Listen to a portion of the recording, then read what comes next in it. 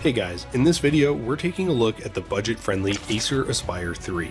It's sleek looking, large screen, and powerful enough for daily tasks, and made to be a great laptop for students or budget-conscious consumers. But it's only priced around $500, so something has to be wrong, right? Well, kind of. So what's up with the Acer Aspire 3? Why is it so popular? And if it's so good, why is it so cheap? How does it compare to other competitors in the price range? And is it worth buying? And after you get it, what can you expect?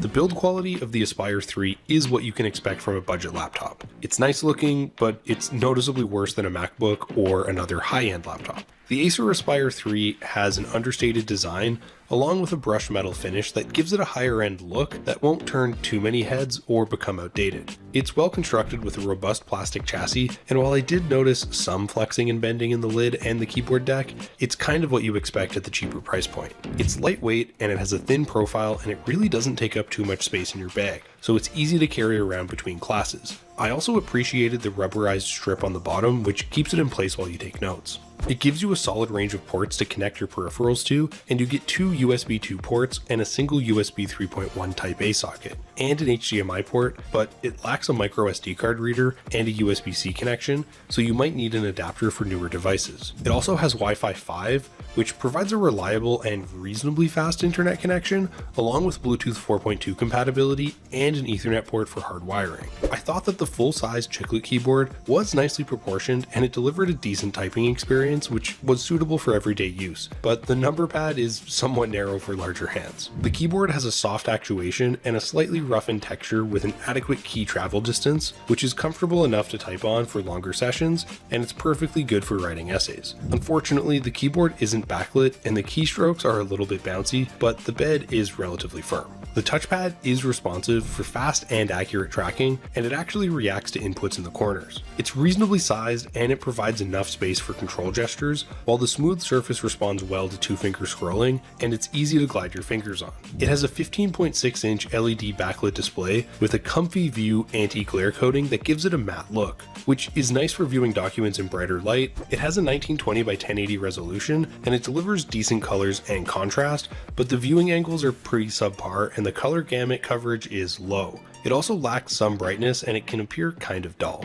It also has poor color accuracy, so creative professionals should definitely look elsewhere, and it has a blue light shield to help protect your eyes during long study sessions. Despite its flaws, I think the display is very functional and it's more than adequate content for streaming and for an everyday laptop for students. I like that the slim bezels provide a contemporary feel and they increase the screen real estate. And the top has a webcam, although the quality is what you expect considering the price. It also features a built-in microphone for video calling. The hinge has a 180-degree range, and it pulls the airflow from underneath the laptop to help keep it cool. The interior fans are generally quiet, but they can audibly rev up during heavier workloads, and the bottom of the laptop does tend to heat up. You do get two built-in speakers that deliver an impressive volume levels for an entry-level laptop. Even though the sound quality isn't the greatest and it does lack some bass, it's very solid and it will be suitable for most uses.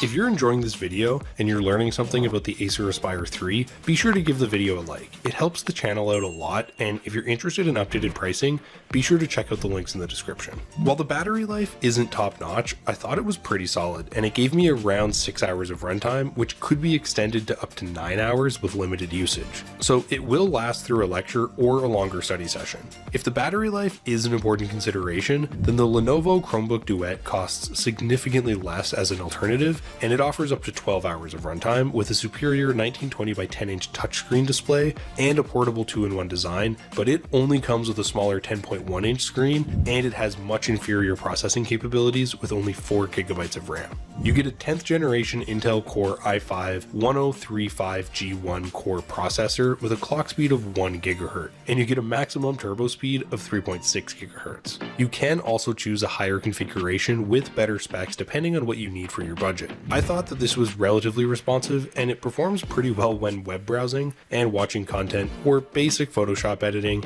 and daily computing tasks, although it's not suitable for heavy editing or processing. It has 8 gigs of RAM and it can handle a decent workload with some light multitasking, but overburdening it with too many tabs or applications did cause a noticeable drop off in performance, and apps tended to load a little bit more slowly compared to other competitors. It also has 250 gigs of high-speed SSD storage to slightly reduce load times, and you'll have ample space for lecture notes and assignments. For users that need more power for non-multitasking duties, the Lenovo IdeaPad 3 is another affordable option that offers you a faster dual-core 10th generation Intel Core i3 processor with a 2.1 GHz clock speed and superior RAM and storage space. It also has Alexa voice assistant compatibility, but it has a lower screen resolution and a much shorter battery life. The Aspire 3 has an integrated UHD graphics card for better games rendering, but it is by no means a gaming laptop, and the frame rate is inadequate for most current games. Overall, I think that the Acer Aspire 3 is a highly regarded affordable laptop that does justify its reputation. It's definitely a budget laptop that you can see and feel from use, but with a respectable processing power, it's still a very good option if you're looking for one of the best laptops for students on a budget, or just a budget laptop in general. If you want to save a bit of money, then the Lenovo Chromebook Duet is cheaper, but it has less wide-range use application. The Acer Aspire 3 is a solid laptop that mixes solid hardware with good performance, and it's designed to be an entry-level model for basic computing tasks or an affordable laptop for budget shoppers. But that's just my opinion. Let me know what you guys think in the comments. For links to updated pricing on all the items mentioned, be sure to check out the description. And if you guys learned something or you found the video helpful, be sure to give it a like and subscribe if you're new to the channel and you like short, informative tech videos. Till next time, I'll see you guys later.